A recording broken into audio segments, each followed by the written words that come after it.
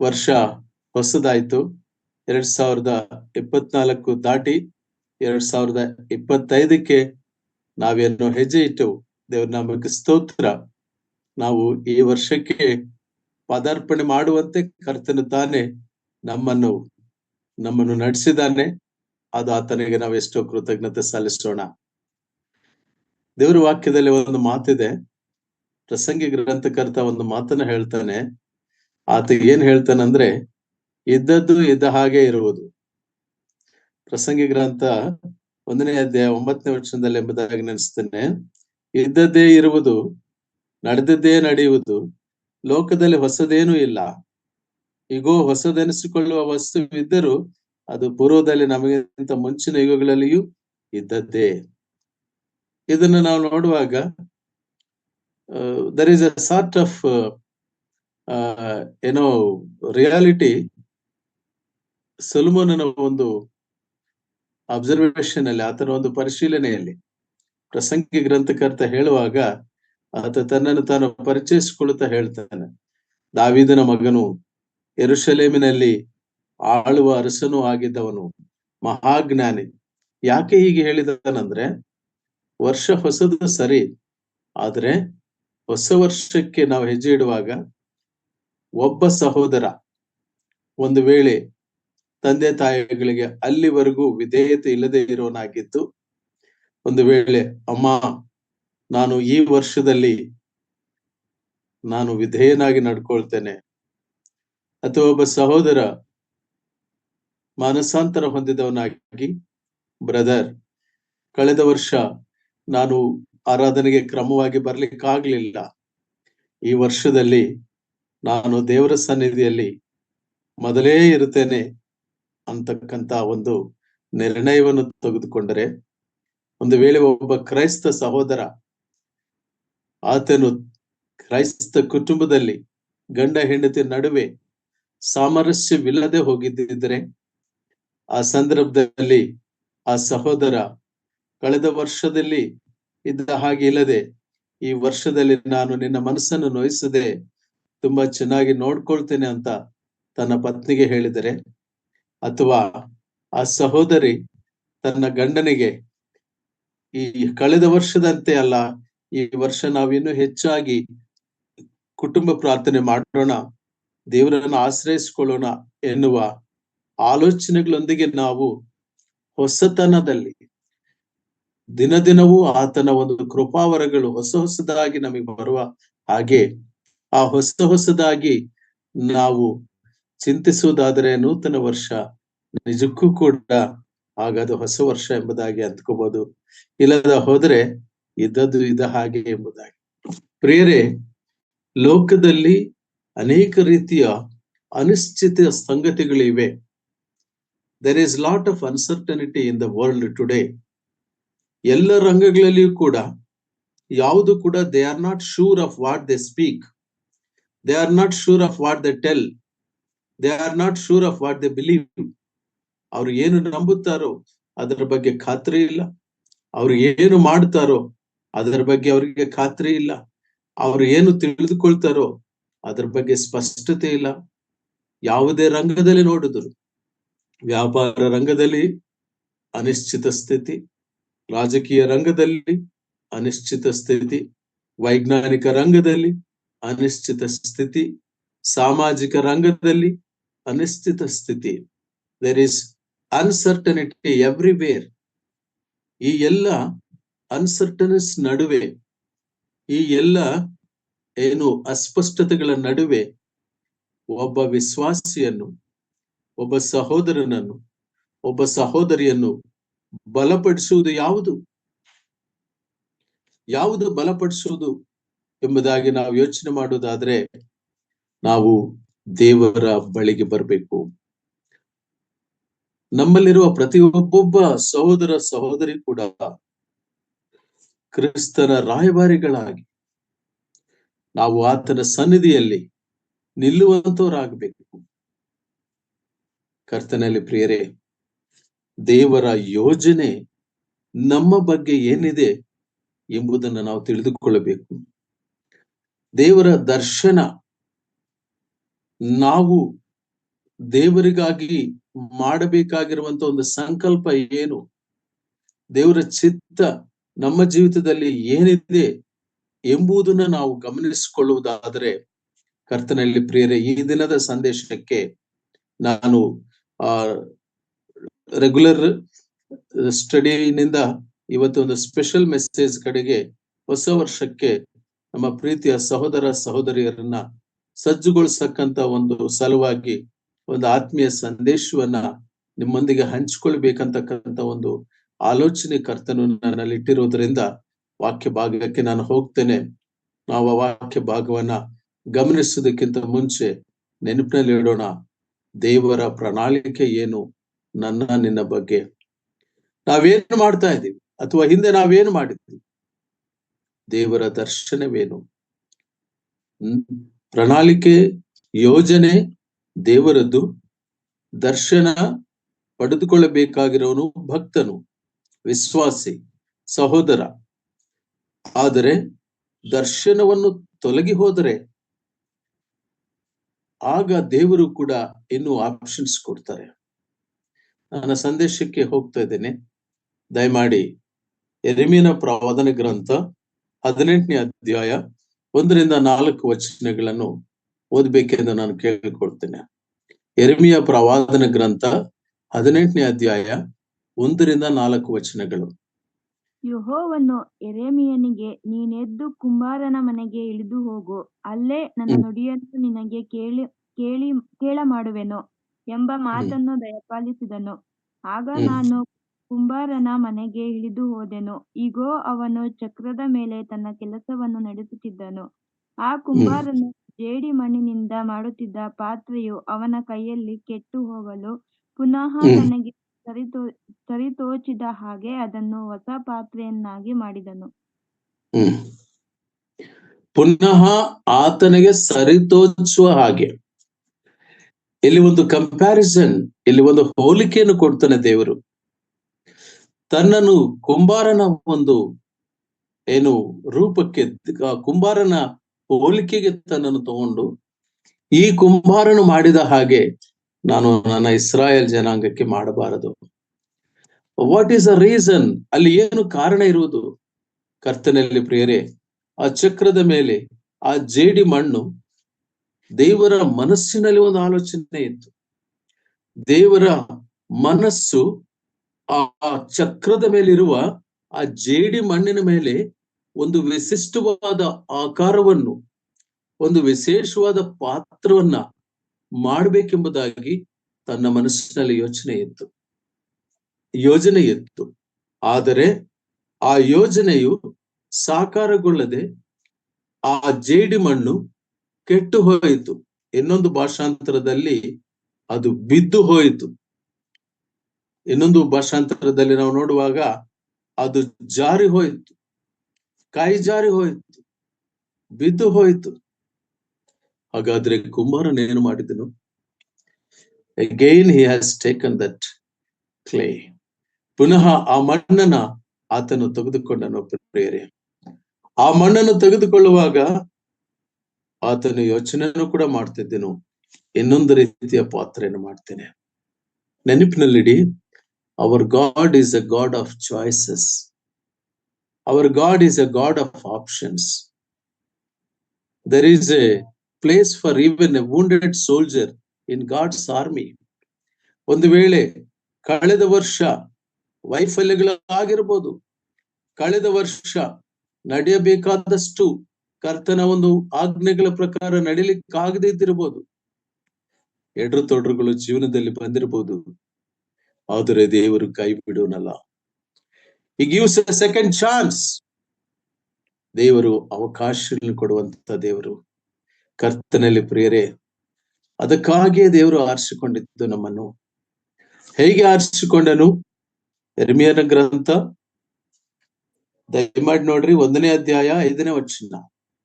The book of Jeremiah chapter 1 verse 5.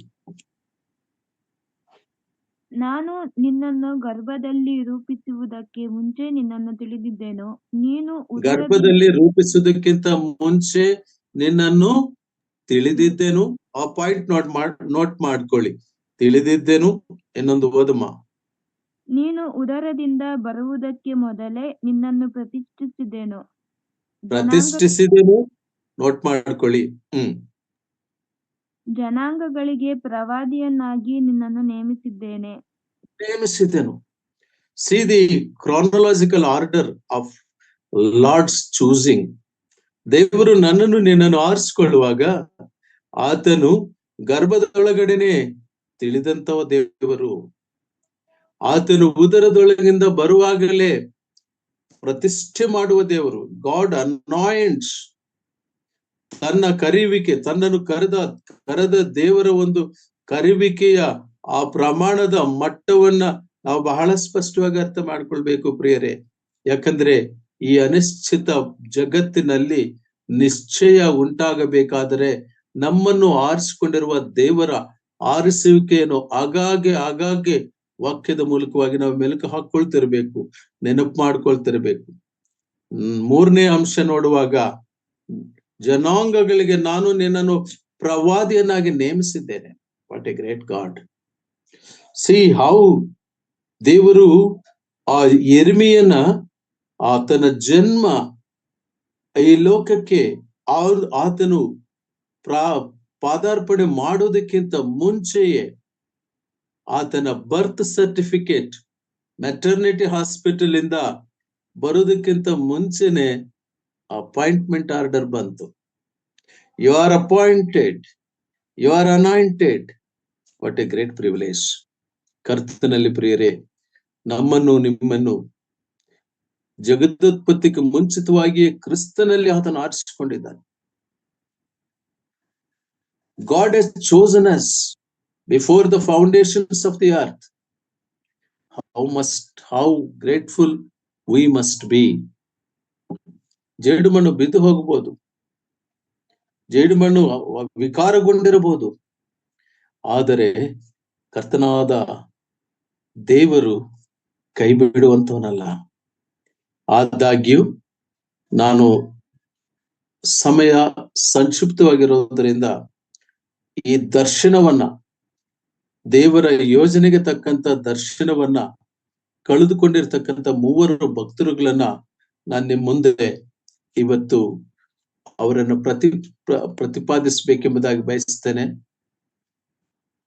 ದೇವರ ಯೋಜನೆಯನ್ನು, ದೇವರ ದರ್ಶನವನ್ನು, ಆ ಮಹಾನ್ ದೇವರ ಚಿತ್ತದ ಆತನ ಸಂಕಲ್ಪವನ್ನು ಹೇಗೆ ಸಾಮಾನ್ಯವಾಗಿ ತೆಗೆದುಕೊಂಡಂತಹ ಸ್ಥಿತಿ ಉಂಟಾಯಿತು. ದಯಮಾಡಿ ನೋಡ್ರಿ, ನನ್ನ ಜೊತೆಯಲ್ಲಿ ಮೊದಲನೇ ಅರಸರ ಗ್ರಂಥ 6ನೇ ಅಧ್ಯಾಯ, ಮೊದಲನೇ ಅರಸರ ಗ್ರಂಥಕ್ಕೆ ಹೋಗೋಣ. 6ನೇ ಅಧ್ಯಾಯ 18ನೇ ವಚನ, 18ನೇ ಅಧ್ಯಾಯ 37ನೇ ವಚನ. ಸಾರಿ, ಮೊದಲನೇ ಅರಸರ ಗ್ರಂಥ 18ನೇ ಅಧ್ಯಾಯ 37ನೇ ವಚನದಲ್ಲಿ ಒಬ್ಬ ಮಹಾಪ್ರವಾದಿ ದೇವರಿಗೆ ಮೊರೆ ಇಡ್ತಾನೆ. ಆತನು ಹೇಗೆ ಮೊರೆ ಇಡ್ತಾನೆ? ಹೌದಮ್ಮ. ಕಿವಿಗೊಡು, ಯೆಹೋವನೇ ಕಿವಿಗೊಡು, ಯೆಹೋವನಾದ ನೀನೊಬ್ಬನೇ ದೇವರು, ಈ ಜನರ ಮನಸ್ಸನ್ನು ನಿನ್ನ ಕಡೆಗೆ ತಿರುಗಿಸಿಕೊಳ್ಳುವವನೂ ಆಗಿರುತ್ತಿ ಎಂಬುದನ್ನು ಇವರಿಗೆ ತಿಳಿಯಪಡಿಸು ಎಂದು ಪ್ರಾರ್ಥಿಸಿದೆನು. 38 ಕೂಡ. ಕೂಡಲೇ ಯೆಹೋವನ ಕಡೆಯಿಂದ ಬೆಂಕಿ ಬಿದ್ದು ಯಜ್ಞ ಮಾಂಸವನ್ನು, ಕಟ್ಟಿಗೆ, ಕಲ್ಲು, ಮಣ್ಣುಗಳನ್ನು ದಹಿಸಿಬಿಟ್ಟು ಕಾಲುವೆಯಲ್ಲಿದ್ದ ನೀರನ್ನೆಲ್ಲ ಹೀರಿಬಿಟ್ಟಿತು. ಜನರೆಲ್ಲರೂ ಅದನ್ನು ಕಂಡು ಬೋರಲ ಬಿದ್ದು, ಯೆಹೋವನೇ ದೇವರು, ಯೆಹೋವನೇ ದೇವರು ಎಂದು ಕೂಗಿದರು. ಆಗ ಎಲೀಯನು ಅವರಿಗೆ, ಬಾಳನ ಪ್ರವಾದಿಗಳೆಲ್ಲರನ್ನು ಹಿಡಿಯಿರಿ, ಅವರಲ್ಲಿ ಒಬ್ಬನು. ಸಾಕು. It is not A simple thing. ಇದರ ಕಾಂಟೆಕ್ಸ್ಟ್ ಏನಂತ ನಮ್ಮೆಲ್ಲರಿಗೂ ಗೊತ್ತು. ಏಲಿಯನು ಮಹಾಪ್ರವಾದಿ, ಇಸ್ ಎ ಮೈಟಿ ಪ್ರಾಫಿಟ್. ಆತ ಆ ಬಾಳನ ವಿಗ್ರಹಕ್ಕೆ ಯಜ್ಞವನ್ನು ಅರ್ಪಿಸುವಾಗ ಅವರಿಗೆ ಮೊದಲನೇ ಅವಕಾಶ ಕೊಟ್ಟು, ಒಂದು ವೇಳೆ ಕರೆಯಿರಿ ನಿಮ್ಮ ದೇವರು, ಆ ಯಜ್ಞವನ್ನು ಸ್ವೀಕರಿಸ್ತೇನೆ, ಹಲವಾರು ರೀತಿಗಳಲ್ಲಿ ಮೂದಲಿಸ್ತಾನೆ.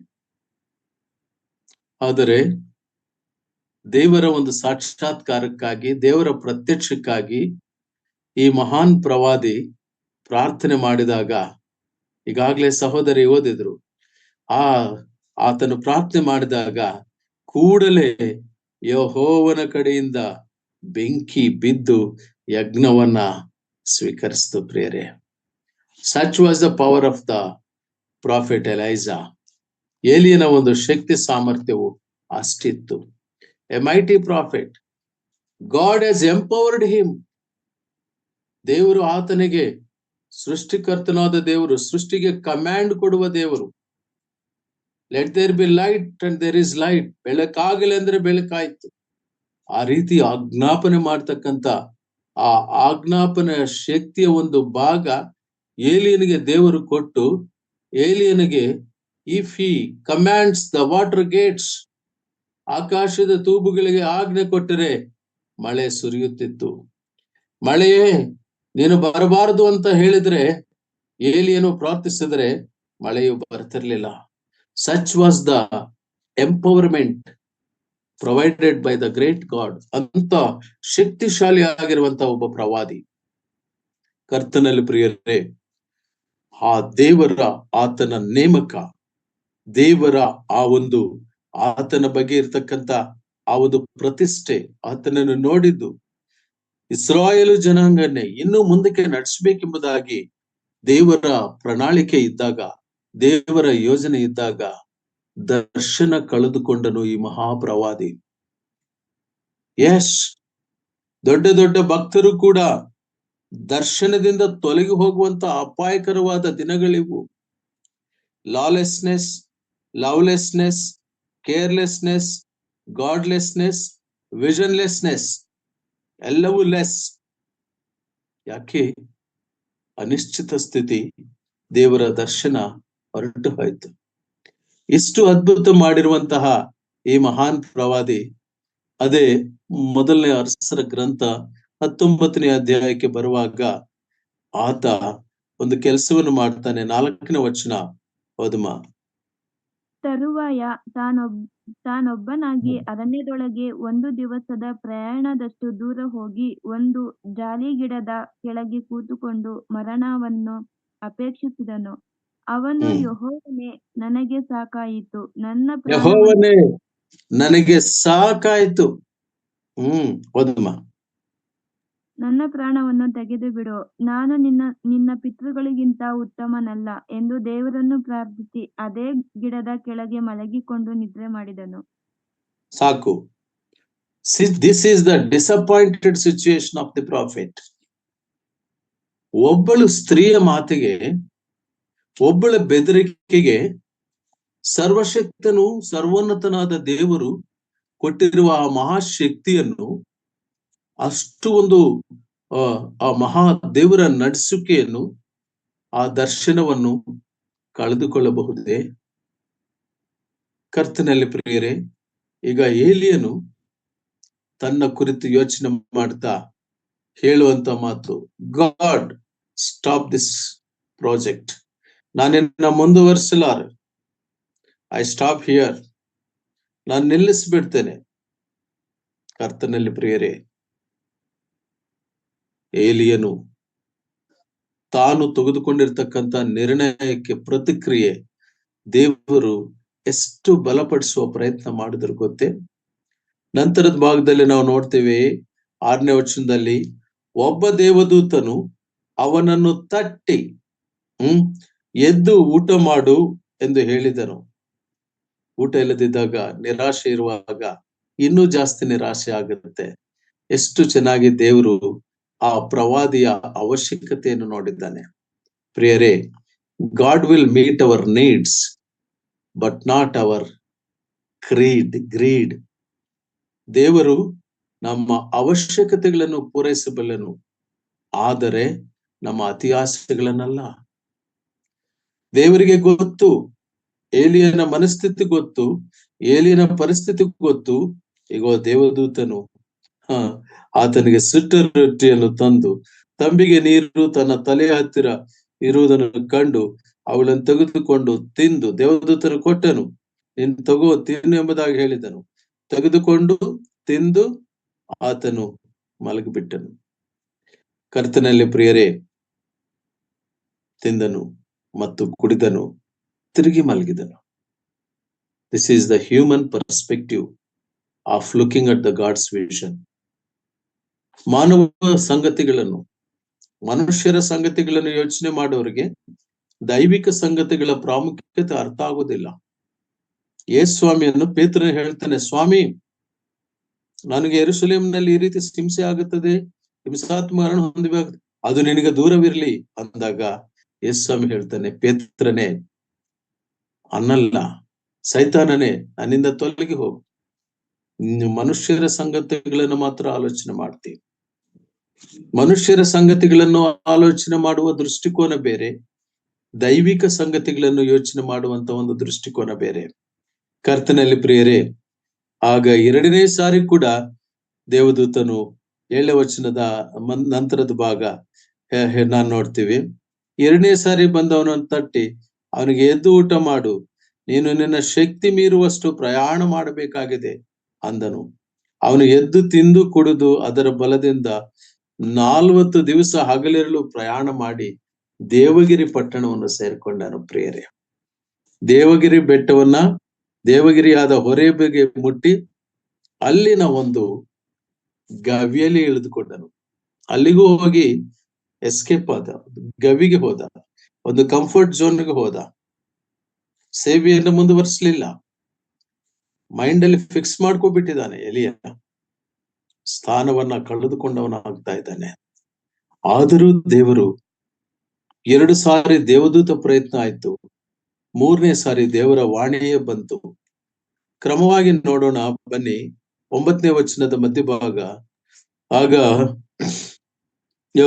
ಅವನಿಗೆ ಯೆಹೋವನಿಂದ, ಎಲಿಯನೇ, ನೀನು ಇಲ್ಲೇನು ಮಾಡುತ್ತಿ ಎಂಬ ವಾಣಿಯು ಕೇಳಿಸಿತು. God's word comes. ದೇವರ ಸ್ವರ, ಆತನ ವಾಣಿ ಆತನಿಗೆ ಬಂತು. ಕರ್ತನಲ್ಲಿ ಪ್ರಿಯರೇ, ಆಗ ಅಲ್ಲಿವರೆಗೂ ತನ್ನ ಆಂತರಿಕ ವೇದನೆಯನ್ನ ಹೇಳದಿರುವವನು, ಹೇಳಿಕೊಳ್ಳದೇ ಇರುವವನು, ತನ್ನ ಮನದಾಳದಲ್ಲಿರ್ತಕ್ಕಂಥ ಆ ಸಂಗತಿಗಳನ್ನ ಕಕ್ಕಿ ಬಿಡ್ತಾನೆ. ಎಷ್ಟು ಉಕ್ರೋಶದಿಂದ, ಆಕ್ರೋಶದಿಂದ ಹೇಳ್ತಿದ್ದಾನೆ ನೋಡ್ರಿ. 10ನೇ ವಚನ, ಅವನು ಅದಕ್ಕೆ, ಸೇನಾಧೀಶ್ವರನಾದ ದೇವರೇ, ಯೆಹೋವನೇ, ಇಸ್ರಾಯೇಲರು ನಿನ್ನ ನಿಬಂಧನೆಯನ್ನು ಮೀರಿದ್ದಾರೆ, ಯಜ್ಞವೇದಿಗಳನ್ನು ಕೆಡವಿ ಹಾಕಿದ್ದಾರೆ, ಪ್ರವಾದಿಗಳನ್ನು ಕತ್ತಿಯಿಂದ ಸಂಹರಿಸಿದ್ದಾರೆ. ನಾನೊಬ್ಬನೇ ಉಳಿದು ನಿನ್ನ ಗೌರವವನ್ನು ಕಾಪಾಡುವುದರಲ್ಲಿ ಆಸಕ್ತನಾಗಿದ್ದೇನು, ಆದರೆ ಅವರು ನನ್ನ ಪ್ರಾಣವನ್ನು ತೆಗೆಯಬೇಕೆಂದಿದ್ದಾರೆ ಎಂದು ಉತ್ತರ ಕೊಟ್ಟನು. Do you know, he is only a common man. ಅದೇ 18ನೇ ವಚನದಲ್ಲೇ ನಾವು ನೋಡ್ತೀವಿ. 19ನೇ ಅಧ್ಯಾಯ 18ನೇ ವಚನ, ಆ ವಿಗ್ರಹ ಅಡ್ಡ ಬೀಳದಿರೋರು 7,000 ಜನ ಇದ್ದಾರೆ. ಅದು ದೇವರ ದೃಷ್ಟಿಕೋನ. ಆ ಸಂಗತಿಗಳು ಈ ಮನುಷ್ಯನಿಗೆ ಗೋಚರವಾಗುವುದಿಲ್ಲ, ಯಾಕಂದ್ರೆ ಇದು ಆಕ್ರೋಶದಲ್ಲಿದ್ದಾನೆ. ಮೋಶೆ ಕೂಡ ಸೀನಾಯಿ ಬೆಟ್ಟದಿಂದ ಇಳಿದು ಬರುವಾಗ ಇಸ್ರಾಯೇಲ್ ಜನಾಂಗ ಬಸವನ ವಿಗ್ರಹವನ್ನು ಮಾಡಿಕೊಂಡಿರುವ ಸಂಗತಿಯನ್ನು ನೋಡಿ ಆತನು ದೇವರು ಕೊಟ್ಟಿರುವಂತಹ ಶಿಲಾಶಾಸನಗಳು ಎಂಬುದನ್ನು ಕೂಡ ಮರೆತು ಬಿಟ್ಟು ಆ ಶಿಲಾಶಾಸನಗಳ ಕಲ್ಲುಗಳನ್ನು ಒಡೆದು ಹಾಕಿದ್ದಾನೆ. ಯಾಕಂದ್ರೆ he has become emotional. Wherever an emotion enters, God's work is going to be, it is going to be disturbed. ಭಾವೋದ್ರೇಕಗಳು, ಕೋಪ, ಆವೇಶ, ಅನಗತ್ಯವಾದಂತ ಚಿಂತೆ ಇವು ಪ್ರವೇಶ ಆದಾಗ ದೇವರ ದರ್ಶನವನ್ನು ನಾವು ಕಳೆದುಕೊಳ್ತೀವಿ. ಪ್ರಿಯರೇ, ದೈವಿಕ ಚಿಂತನೆಯನ್ನು ಕಳೆದುಕೊಳ್ತೀವಿ. ಒಂದು ವೇಳೆ ಸೈತಾನ ಶೋಧನೆ ಮಾಡುವ ಪ್ರಯತ್ನ ಮಾಡಿರ್ಬೋದು. ಒಬ್ಬ ಸೇವಕನನ್ನ ಸೈತಾನ ಏನೂ ಕದಲಿಸ್ಲಿಕ್ಕೆ ಆಗದಿದ್ದಾಗ ಅವನ ಪ್ರಯತ್ನ, ಆ ಸೇವಕನ ನೆಂಟರಿಷ್ಟಗಳು ಯಾರೋ ಬಿದ್ದು ಹೋಗುವರು, ಅದರ ಮೂಲಕ ಒಂದು ಪಟ್ಟಿಯನ್ನು ಹಚ್ಚುವ ಪ್ರಯತ್ನವನ್ನು ಅವನು ಮಾಡಬಹುದು. ನೆಂಟರಿಷ್ಟಗಳು ಅಲ್ಲದಿದ್ದರೆ ಸ್ವಂತ ಮಕ್ಕಳಲ್ಲೇನೆ ಸೈತಾನನ ಕಾರ್ಯ ಮಾಡಬಹುದು. ಆದರೆ ಕರೆಯಲ್ಪಟ್ಟ ಕರೆಯುವಿಕೆ ದರ್ಶನದ ಮಹತ್ವವನ್ನು ಯಾವ ಸೇವಕನು ಕಳೆದುಕೊಳ್ಳಬಾರದು. ಯಾವ ಸೇವಕನು ಕೂಡ ಭಾವಾವೇಶಕ್ಕೆ ಒಳಗಾಗಬಾರದು. ಯಾವ ವ್ಯಕ್ತಿಯು ಕೂಡ, ಯಾವ ಸಹೋದರ ಕೂಡ, ಯಾವ ಸಹೋದರಿಯೂ ಕೂಡ ಕರ್ತನ ದರ್ಶನದ ಮಹತ್ವವನ್ನ, ಆ ಕರುವಿಕೆಯ ಆ ಒಂದು ಪ್ರಾಮುಖ್ಯತೆಯನ್ನು ಬಿಟ್ಟು ಈ ರೀತಿಯಾಗಿರುವಂತಹ ಒಂದು ಸ್ಥಿತಿಗೆ ಹೋಗಬಾರದು. ಕರ್ತನಲ್ಲಿ ಪ್ರಿಯರೇ, ಲಾಸ್ಟ್ ಚಾನ್ಸ್, ದೇವರೇ ಇಳಿದು ಬಂದರು.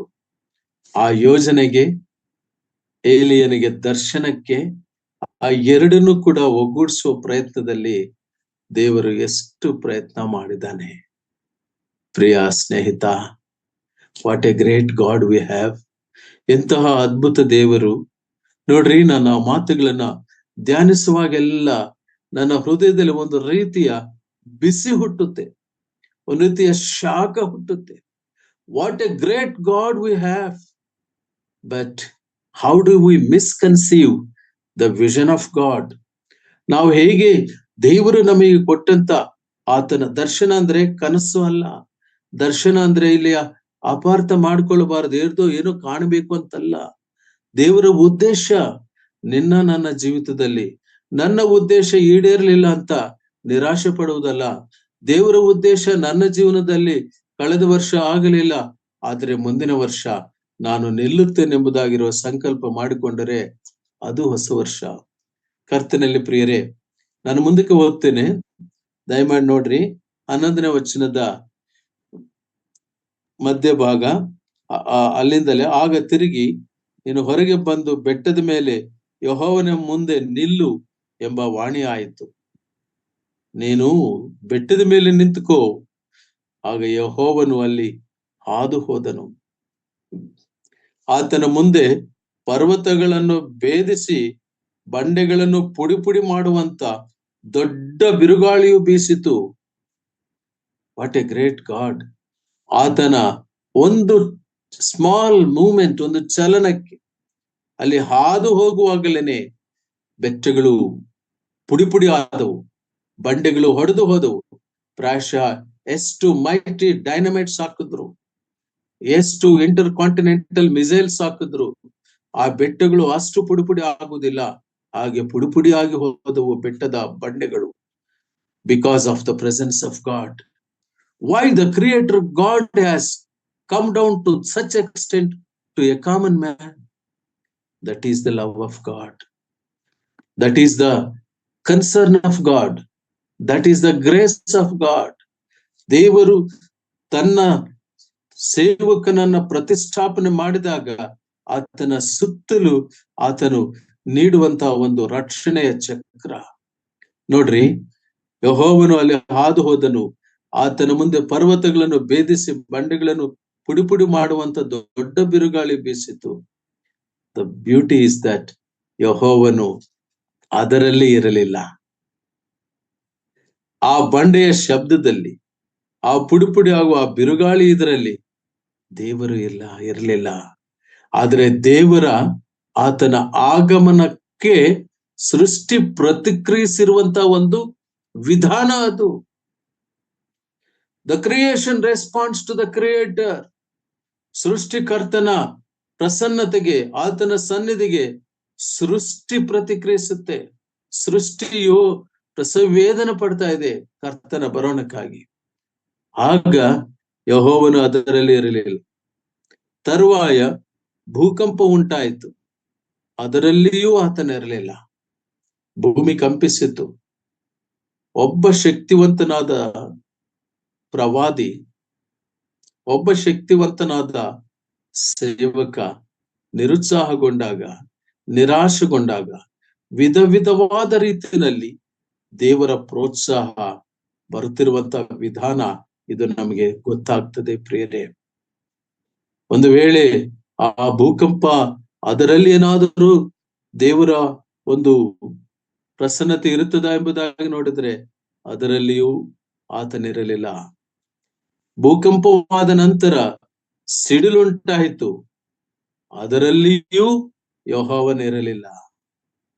ಕರ್ತನಲ್ಲಿ ಪ್ರಿಯರೇ, ಇಂತಹ ದೇವರು ಮತ್ತೆ ಹೇಗೆ ಬಂದನು, ಹೇಗೆ ಮಾತಾಡಿಸಿದನು ಮುಂದುವರೆದು ನಾವೆಲ್ಲ ನೋಡ್ತೇವೆ. ಕಡೆಗೆ, ವಂಡರ್ಫುಲ್ ವರ್ಡ್, ಕನ್ನಡ ಭಾಷೆಯಲ್ಲಿ ಬಹಳ ಅದ್ಭುತವಾದ ಮಾತಿದೆ ಅದು. ಕಡೆಗೆ ಅಂದ್ರೆ ಕೊನೆಯಲ್ಲಿ. ಕಡೆಗೆ ಮಂದಮಾರುತ ಶಬ್ದ ಅದನ್ನು ಕೇಳಿದ ಕೂಡಲೇ ಏಲಿಯನು ತನ್ನ ಕಂಬಳಿಯಿಂದ ಮೋರೆಯನ್ನು ಮುಚ್ಚಿಕೊಂಡು ಹೋಗಿ ಗವಿಯ ದ್ವಾರದಲ್ಲಿ ನಿಂತನು. ಮಂದ ಮಾರುತ ಶಬ್ದ. What A beautiful poetic language. Kannada ಭಾಷೆಯಲ್ಲಿ ಎಷ್ಟು ಸುಂದರವಾದಂತ. ಭೂಕಂಪದಲ್ಲಿ ದೇವರ ಸ್ವರ ಬರಲಿಲ್ಲ, ಸಿಡಿಲಿನಲ್ಲಿ ದೇವರ ಸ್ವರ ಬರಲಿಲ್ಲ, ಬಿರುಗಾಳಿಯಲ್ಲಿ ದೇವರ ಸ್ವರ ಬರಲಿಲ್ಲ. ಇವತ್ತು ಆರ್ಭಟಗಳು, ಇವತ್ತು ಏನು ಮಹಾಸಿಂಹ ಗರ್ಜನೆಗಳು. ನೋ, ಅದರಲ್ಲಿ ದೇವರು ವಾಯ್ಸ್, ದೇವರ ಸ್ವರ ಬಹುಶಃ ಬರ್ಲಿಕ್ಕೆ ಇರುವುದಿಲ್ಲ, ಬರುವುದಿಲ್ಲ. ಆದರೆ ಅದೆಲ್ಲ ಆದ ನಂತರ ಮಂದ ಮಾರುತ ಶಬ್ದ. What's mean by that? A melodious low tone. ಇನ್ನೊಂದು ಭಾಷಾಂತರದಲ್ಲಿ ನೋಡುವಾಗ ಬಹಳ ಮೆಲು ದನಿಯಲ್ಲಿ. ಯಾಕೆ? ಅಷ್ಟು ದೊಡ್ಡ ದೇವರು, ಮಹಾನ್ ದೇವರು, ಸೃಷ್ಟಿಕರ್ತನಾದ ದೇವರು ಅಷ್ಟಾಗಿ ತಗ್ಗಿಸಿಕೊಂಡು ತನ್ನ ಭಕ್ತನ ಆ ಗವಿಯ ಆ ಬಳಿಗೆ ಬಂದು ಮೃದುವಾದ ಸ್ವರದಿಂದ ಹೇಳುವ ಒಂದೇ ಒಂದು ಮಾತು, ಏಲಿಯನ್ನೇ, ನೀನು ಇಲ್ಲಿ ಏನು ಮಾಡ್ತಿ? ಏಲಿಯನೇ, ಇಲ್ಲಿ ಏನು ಮಾಡ್ತಾ? ಇಲ್ಲಿ ಅಲ್ಲ ನೀನ್ ಇರ್ಬೇಕಾಗಿರೋ. ನೀನ್ ಇರ್ಬೇಕಾಗಿರೋದು ಹೊರೇಬಿನಲ್ಲಿ ಇರ್ಬೇಕಾಗಿತ್ತು. ಅಲ್ಲಿ ಇಸ್ರಾಯೇಲ್ ಜನಾಂಗಕ್ಕೆ ಪ್ರವಚನ ಹೇಳ್ಬೇಕಾಗಿತ್ತು. ಅಲ್ಲಿ ನಿನ್ನ ಕಾರ್ಯವನ್ನು ಬಿಟ್ಟು ಇಲ್ಲಿ ನೀನೇನು ಮಾಡ್ತಿ? ಡಿಯರ್ ಬ್ರದರ್ಸ್ ಅಂಡ್ ಸಿಸ್ಟರ್ಸ್, ನಮ್ಮ ಕ್ರೈಸ್ತ ಜೀವಿತದಲ್ಲಿ, ವಿಶ್ವಾಸ ಜೀವಿತದಲ್ಲಿ ನಾವೆಲ್ಲೋ ಒಂದ್ ಕಡೆ ಹಾಗೆ ಲ್ಯಾಂಡ್ ಆಗ್ತೀವಿ. ಇರಬೇಕಾದ ವ್ಯಕ್ತಿ ಇರಬೇಕಾದ ಪರಿಸ್ಥಿತಿಯಲ್ಲಿ ಇರದ ಹೋದರೆ ಬರಬಾರದಾದ ಆಪತ್ತು ಬರುವ ಸಂಗತಿ ಸಂಭವಿಸುತ್ತದೆ. ದಾವೀದನು ಅಲ್ಲಿ ಇಲ್ಲದೆ ಇದ್ದಾಗ ಹೊಸ ಬಂಡಿಯಲ್ಲಿ, ಹೊಸ ಗಾಡಿಯಲ್ಲಿ ಮಂಜೂಷವನ್ನು ಎತ್ತುಕೊಂಡು ಹೋಗುವಾಗ ಮರಣವು ಸಂಭವಿಸಿತು. ಯಾಕಂದ್ರೆ ಅದರ ವಿಧಾನ ಹಾಗಲ್ಲ. ಪ್ರವಾದಿಯು ಇರಬೇಕಾದ ಸ್ಥಳದಲ್ಲಿ ಇರಲಿಲ್ಲ, ಆತನು ಗವಿಯೊಳಗಡೆ ಹೋಗಿ ಅವಿತುಕೊಂಡನು. Today this is happening. ಯಾವುದೋ ಕಾರಣಕ್ಕೆ ಯಾರನ್ನು ದೇವರ ವಾಕ್ಯವನ್ನ, ದೇವರ ಸ್ವರವನ್ನ, ದೇವರ ಮಾತುಗಳನ್ನ ಹೇಳಲಿಕ್ಕೆ ಆಗದಿರುವಂತ ಅಸಹಾಯಕ ಗವಿಗಳಿಗೆ ತಳ್ಳುವಂತ ಈ ಒಂದು ಅನಿಶ್ಚಿತ ಆಧ್ಯಾತ್ಮಿಕ ಪ್ರಪಂಚದಲ್ಲಿ ನಾವು ನೀವು ವಾಸಿಸ್ತಿದ್ದಾವೆ ಪ್ರಿಯರೇ. ಇದರಲ್ಲಿ ನಮ್ಮನ್ನು ಕಾಪಾಡುವುದೇನೆಂದ್ರೆ ದೇವರ ದರ್ಶನ ಮತ್ತು ದೇವರ ಯೋಜನೆ. ಎವ್ರಿ ಇಂಡಿವಿಜುವಲ್, ಪ್ರತಿಯೊಬ್ಬ ವ್ಯಕ್ತಿಯು ಕೂಡ ತನ್ನನ್ನು ತಾನು ಆತ್ಮ ಪರಿಶೀಲನೆ ಮಾಡಿಕೊಳ್ಳಬೇಕಾಗಿರುವ ದಿನಗಳು ಇವು, ಈ ಟ್ರಾನ್ಸಿಷನ್ ಸ್ಟೇಜ್. ಈ ಜನವರಿ ತಿಂಗಳು ಪೂರ್ತಿ ಪ್ರಾಯಶಃ ಇಂತಹ ಮೆಡಿಟೇಷನ್ಸ್ ಅಲ್ಲೇ ನಾನು ಮುಂದುವರಿತಿರ್ತೇನೆ. 24 ನಡೆದು ಹೋಯಿತು, 25 ಬಂತು. ಆಗ ದೇವರು ಏನು ಮಾಡಿದನು ಗೊತ್ತೇ? ಅರ್ಥವಾಯಿತು. ಯಾವಾಗ ಆತನಿಗೆ ಅರ್ಥವಾಯಿತು, ನೀನ್ ಇಲ್ಲೇನು ಮಾಡ್ತೀಯ ಎಂಬ ವಾಣಿಯು ಕೇಳಿಸ್ತು. ಅದಕ್ಕೆ ಅವನು ಪುನಃ ಇವೇ ಮಾತುಗಳನ್ನ ಹೇಳಿದಾಗ God has to take a decision. ದೇವರು ಒಂದು ನಿರ್ಣಯವನ್ನು ತಗೊಂಡಿದ್ದಾನೆ. ನೋಡ್ರಿ, 16ನೇ ವಚನ ಓದಮ್ಮ. 19ನೇ ಅಧ್ಯಾಯ 16ನೇ ವಚನ. ನಿಮ್ಷಿಯ ಮಗನಾದ ಯೆಹೋವನು ಇಸ್ರಾಯೇಲರ ಯೆಹೋವನು, ನಾನು ಓದ್ತೇನೆ. ನಿಮ್ಷಿಯ ಮಗನಾದ ಯೆಹೋವನು ಇಸ್ರಾಯೇಲರ ಅರಸನನ್ನಾಗಿಯೂ ಅಬೇಲ್ ಮೆಹೋಲದವನು ಶಾಫಾಟನ ಮಗನೂ ಆದ ಎಲೀಷನನ್ನು ನಿನಗೆ ಬದಲಾಗಿ ಪ್ರವಾದಿಯನ್ನಾಗಿ ಆಗಿಯೂ ಅಭಿಷೇಕಿಸು. ಫಿನಿಶ್ಡ್. ಇಂಗ್ಲಿಷ್ ನಲ್ಲಿ ಒಂದು ಮಾತು ಈ ಸಂದರ್ಭದಲ್ಲಿ ನೆನಪಿಗೆ ಬರುವಂತದ್ದು, ದಯಮಾಡಿ ನೋಟ್ ಮಾಡ್ಕೊಳ್ಳಿ. God buries his worker and continues his work. ದೇವರು ತನ್ನ ಸೇವಕನನ್ನು ಸಮಾಧಿ ಮಾಡ್ತಾನೆ, ಆತನ ಯೋಜನೆಯನ್ನು ಮುಂದುವರಿಸ್ತಾನೆ. ಯಾವ ಸೇವಕ ತನ್ನ ದರ್ಶನವನ್ನು ಕಳೆದುಕೊಳ್ಳುತ್ತಾನೆ, ಅವನ ಯಾತ್ರೆಯನ್ನು ದೇವರು ಮುಗಿಸ್ತಾನೆ. ಅವನನ್ನ ಆತನು ಬರೀಸ್, god ಬರೀಸ್ his man, his worker, but The plan of God will not be buried. ದೇವರ ಯೋಜನೆಯು ಮುಚ್ಚಿ ಹೋಗುವುದಿಲ್ಲ. ದೇವರ ದರ್ಶನದ ಪ್ರಾಮುಖ್ಯತೆ. Why God has still prolonged my life from 24 to 25, 2024 to 25. ಇನ್ನೆಷ್ಟು ಜನರಿಗೆ ಸುವಾರ್ತೆ ಸಾರಬೇಕು, ಅಥವಾ ಇನ್ನೆಷ್ಟು ಪ್ರಾರ್ಥನೆ ಮಾಡಬೇಕು, ಇನ್ನೆಷ್ಟು ಆತ್ಮೀಯವಾಗಿ ನಡೆದುಕೊಳ್ಳಬೇಕು, ಇನ್ನೆಷ್ಟು ಜನರನ್ನು ಕರ್ತನ ಬಳಿಗೆ ನಡೆಸಬೇಕು. ಕರ್ತನಲ್ಲಿ ಪ್ರಿಯರೇ, ನೆನಪು ಮಾಡಿಕೊಳ್ಳೋಣ, ದರ್ಶನ ಕಳೆದುಕೊಂಡ ಪ್ರವಾದಿ ತನ್ನ ಸ್ಥಾನದಿಂದ ಭ್ರಂಶವಾದ, ಭಾವೋದ್ರೇಕಗಳಿಗೆ ಬಲಿಯಾದ, ಒಂದು ಸ್ವರಕ್ಕೆ ಭಯಪಟ್ಟ. ನಾನು 3 ವ್ಯಕ್ತಿಗಳನ್ನು ಕುರಿತು ನಿಮಗೆ ಈ ದಿನ ಹಂಚಿಕೊಳ್ತೀನಿ ಎಂಬುದಾಗಿ ಹೇಳಿದೆ. ಆದರೆ ದರ್ಶನವನ್ನು ಕಳೆದುಕೊಂಡ ಒಬ್ಬ ಮಹಾನ್ ಪ್ರವಾದಿಯನ್ನು ಕುರಿತು ವಿವರಿಸುವುದಕ್ಕೆ ಸಮಯ ಮುಗಿಯಿತು. ನಾನು ಇಲ್ಲಿಗೆ ನಿಲ್ಲಿಸ್ತೇನೆ. ಈ ಒಂದು ದರ್ಶನ ಮತ್ತು ಯೋಜನೆ, ದೇವರ ಯೋಜನೆ ಮತ್ತು ದೈವಜನನ ದರ್ಶನ, ಈ ಒಂದು ಟಾಪಿಕ್ ನಲ್ಲಿ ದೇವರ ಚಿತ್ತವಾದರೆ ಮುಂದೆ ಇನ್ನೊಂದು 2 ಸಂದೇಶಗಳನ್ನ ನಾನು ನಿಮ್ಮೊಂದಿಗೆ ಇದ್ದು ನಿಮ್ಮೊಂದಿಗೆ ಹಂಚಿಕೊಳ್ತಕ್ಕಂತ ಒಂದು ಪ್ರಯತ್ನವನ್ನು ಮಾಡ್ತೇನೆ. ದೇವರು ಈ ವಾಕ್ಯವನ್ನು